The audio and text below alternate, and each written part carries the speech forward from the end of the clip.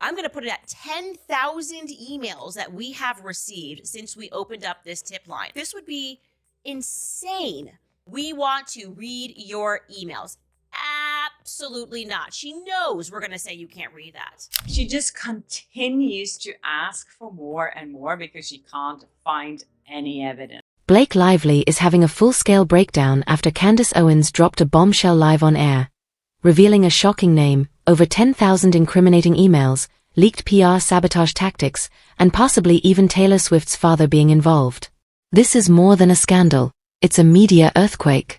And just like that, Blake's carefully managed persona crashed head-on into undeniable receipts she never expected. I've received my subpoena from Blake Lively today. I'll tell you what is in it, because in my opinion, she's kind of admitting that she cannot prove that there was a smear campaign. Candace Owens has just been hit with a subpoena, straight from Blake Lively's legal team.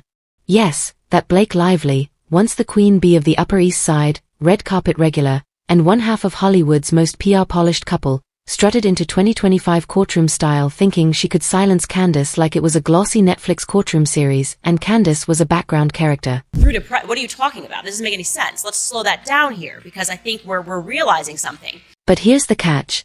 This isn't Tinseltown. And Candace doesn't play supporting roles. What followed wasn't a rebuttal. It was total legal destruction. She didn't just push back. She dismantled Blake's entire case like she was shredding a bad script, piece by piece, until there was nothing left but plot holes. I needed to work through her request, because there's something very weird here. That subpoena? Delivered with a twist. It arrived mid-recording, live on camera. The process server, all smiles and southern charm, handed it over like he was delivering fan mail. And he was. He told Candace flat out, "I'm a big fan," while passing her a document designed to destroy her. You can't make this stuff up. The most compelling part of this subpoena that I'm about to show you, which I wasn't expecting, is the requested timeline of a documentation that they'd like, okay? This is page 9 of the subpoena. It's a lot of blah, blah, blah, a bunch of words. I'm not reading this whole thing. Candace could have easily tossed it aside. But no, she opened it on the spot. And by page 9, the game shifted. It went from laughable to downright deranged. Each request concerns the time period from May 1st, 2024 through to present.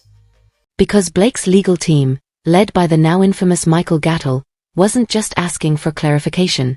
They wanted everything: emails, DMs, texts, smoke signals, possibly even tweets, related to Blake Lively, dating all the way back to May 1st, 2024. That if you're going to subpoena people, you're going to need messages that took place before you filed the lawsuit saying that it already happened. But look what they're doing here. They're extending that. Why would you extend it? There's no way that you could extend it because it already happened in the past. Let's do the math. The lawsuit was filed December 20th, 2024.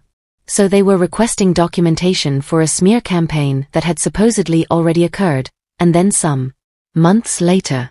How does that make sense? But here's what they didn't count on. Candace Owens isn't easily shaken. She knows that I have a source because I'm the one that revealed that it was Scott Swift who teamed up with Baldoni. Because truthfully, nothing sends a Hollywood PR firm into full-blown panic like an unfiltered truth missile. And Candace didn't just toss one. She detonated the red carpet. Taylor Swift's dad, Scott Swift, usually seen quietly backstage at Era's tour shows, was suddenly revealed as a possible PR commander in a full-out media war against America's PR darling, Blake Lively. And this didn't come from an anonymous Reddit user. It came from Candace, live and unflinching. He's probably going, oh, who sent that to her? Was it Taylor? Are Candace and Taylor friends? Is Taylor trying to undermine me? This is a fishing expedition. That's what it's a fishing expedition because she wants to know now who's talking trash about her. No soft launch. No hedging. Just boom. Scott Swift was allegedly backing Justin Baldoni in his conflict with Blake. And somewhere in LA, you could practically hear publicists screaming into their collagen smoothies. So it's sloppy. I think that's legal strategy, is to get these people like me and Steph with the Deeds to say we're not giving that information so they can go, oh, look, something is happening. Why did that set Blake's team off like a siren? Simple. Because no one else had that info. Not TMZ, not Page 6. Not even Variety with its usual swarm of anonymous insiders. Only Candace. Which means someone with real, behind-the-curtain access spoke up. This wasn't valet staff or someone who once served yogurt to Ryan Reynolds. This was backstage with Taylor's dad-level access. And now, the lights were on and nothing could be hidden. Wake up, sweetheart. It's everyone. Everyone dislikes you because after Brian Friedman dropped the receipts, we all got invested and we're covering this organically. Blake's team didn't panic because the claim was wrong. They panicked because it was spot on. That subpoena wasn't about restoring her name. It was a PR fire extinguisher, triggered by the public inferno Candace Owens had just sparked like a demolition pro. Smear campaign happening against you now? Yeah, we all read your words.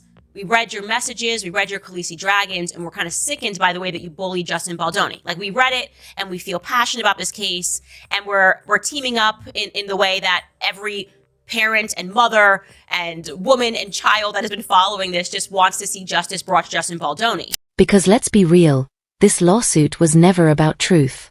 If it were, Blake's legal crew wouldn't be out here playing digital detectives, hunting timestamps and source names like a caffeine-fueled CIA. This wasn't about clarity. It was about sealing a leak. Every piece of information that he wants leading up to when he filed this lawsuit.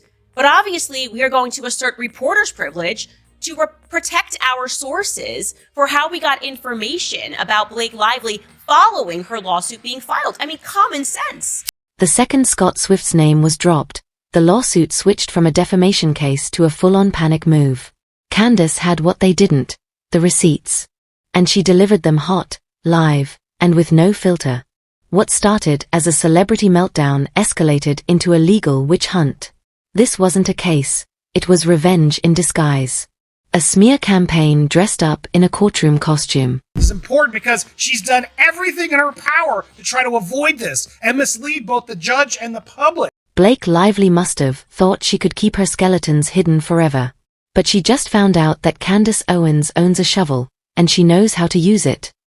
So you file that lawsuit saying if this is real, it really happened on December 20th of 2024. It would follow that if you're going to subpoena people, you're going to need messages that took place before you filed the lawsuit saying that it already happened. But look what they're doing here. Candace didn't flinch.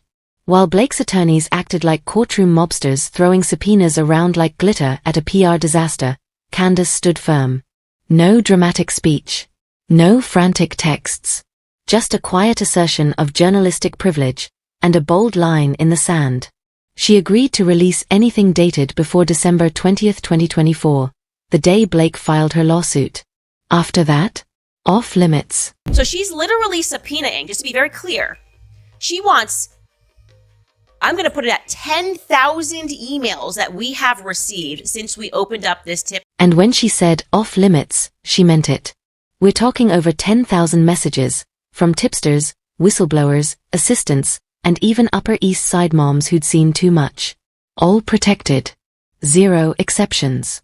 If you want to talk about loyalty, Candace is guarding her sources like she's protecting national secrets. Somebody check on Noah, please. Here it is. Here it is. Poor Noah, my lawyer. Or rich Noah, my lawyer, because my legal life seems to be never ceasing. It just continues to go. Even her attorney, Noah, is in on the mission. At this point, he's practically a meme. Candace jokes he's one deposition away from retirement, and she's probably right. The guy's out here deflecting Blake's legal hurricane with a coffee mug and a pile of privilege objections. They still believe that the public is still stupid to comprehend what's happening here. This is effectively a PR strategy. Of course, we are going to say, we're not giving up all the people that gave us information. She knows that I have a source. But beneath the jokes, this is serious. Candace isn't dodging court to be dramatic. She's standing up for the #1 rule in journalism: protect your sources, always. Whether it's haircare gossip or billionaire cover-ups, you don't out the everyday folks who trusted you. Do it once, and tip lines vanish. Trust is broken. And Candace? She refuses to let that happen. For the mommy sleuth, she's like, I want to know every Barbara and Sandy and Megan and every person that emailed you and Kyle and Kevin. We want to read your emails. Absolutely not. She knows we're going to say you can't read that. She said it plainly. Serve her if you want. Accuse her of a cover-up. Cry foul to the media. But she's not giving up the PTA mom who sent a shady email or the ex-nanny who saw too much. This isn't just a legal fight, it's a precedent. And she won't be the one to set it wrong. Will abide by your subpoena as it pertains to any time before you filed your lawsuit, but you are not getting access to 10,000 emails for your fishing expedition so you can find out who leaked to me about Scott Swift. That's ridiculous. While Blake's PR squad scrambles to repackage this circus as some noble quest for justice, Candace is holding firm, not just for herself, but for every anonymous source who ever risked speaking the truth. This isn't rebellion, it's integrity. And if that makes certain celebs nervous, tough luck. Have they forgotten themselves? You are alleging that he conspired behind the scenes to launch a smear campaign. Blake's team seriously thought they had the upper hand. Classic Hollywood arrogance. They served Candace a subpoena expecting fear. What they got instead was fire. The kind that turns lawsuits into wildfires and sympathy into scorched earth. Why is she? It's just like back when she was subpoenaing Justin Baldoni's messages, and she said she wanted 5 years of messages. Let's rewind to the lawsuit's most absurd moment. Blake Lively demanding 5 years' worth of Justin Baldoni's text messages. From before they even met. Yes, you read that right. Text messages from a time when he didn't know she existed. That's not legal logic. That's psychic fan fiction. Blake Lively is suing, among many other people, Jennifer Abel, Wayfarer Studios, Melissa Nathan, because she believes that while she was in a contract with Wayfarer Studios, they undermined her by hiring a crisis PR firm. Candace wasn't fooled. She's seen this routine before. Ask for the impossible, then cry to TMZ when it doesn't show up. It's smoke, mirrors, and Hollywood spin dressed in legal jargon. So when Candace called Blake's lawyer an idiot live on air, and then slyly hinted he's probably a genius milking billable hours, it wasn't just a roast, it was precision comedy.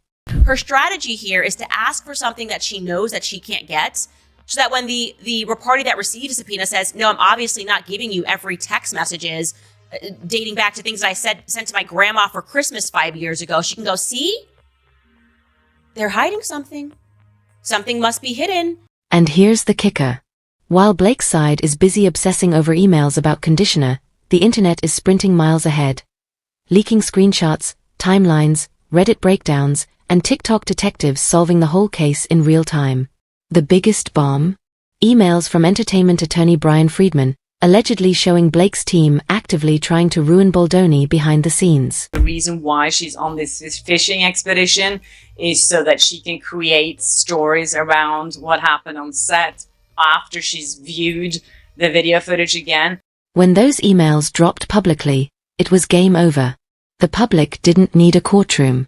The truth was already out. This wasn't a smear job on Blake. It was her own narrative falling apart in HD. Candace didn't plant a story. She just turned up the mic.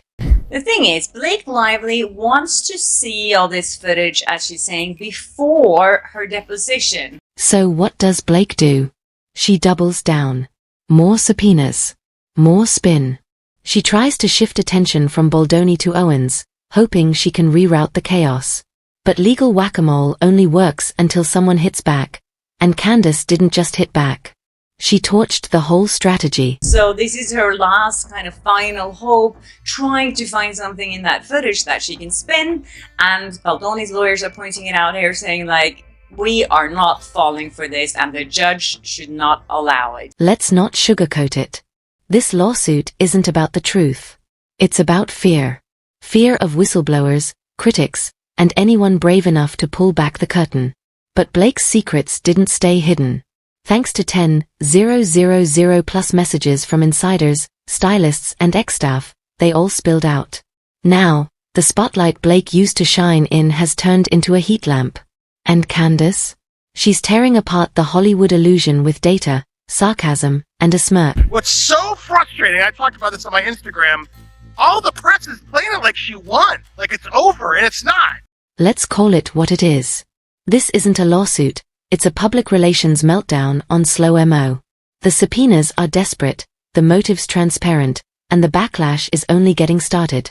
Blake came seeking control, but Candace delivered a digital uprising, and the receipts to back it. Not only does Ms. Lively have plenty of time to review the footage prior to her July 17 deposition, she's already very familiar with it because she edited it. Blake isn't just spiraling. She's in a full-on Hollywood breakdown, complete with panic glitter, legal smoke, and the ruins of her red carpet image crumbling in real time. What started as a neat PR counterstrike is now pure, meme-worthy chaos. And for you to do the opposite and just imply, again, more toxic crap and negativity about everything this man does must have been to seek pleasure? I mean, you were so full of yourself. Blake thought she could subpoena her way to silence. That a few legal threats and a sleek PR whisper campaign would scare Candace into submission. But instead of backing down, Candace lit the internet on fire, with millions watching live. That smiling process server? That was the moment Blake's empire turned into a meme. But, they expect all of us, including me, to just drop what we're doing and do it instantly. But meanwhile, they need more time. I need more time, Your Honor. I need more time, Your Honor. And in 2025, Candace's platform isn't just a podcast, it's a digital wrecking ball. One live stream from her reaches more people than a studio PR team does in 3 months. Her refusal to reveal sources wasn't defiance, it was a rally cry.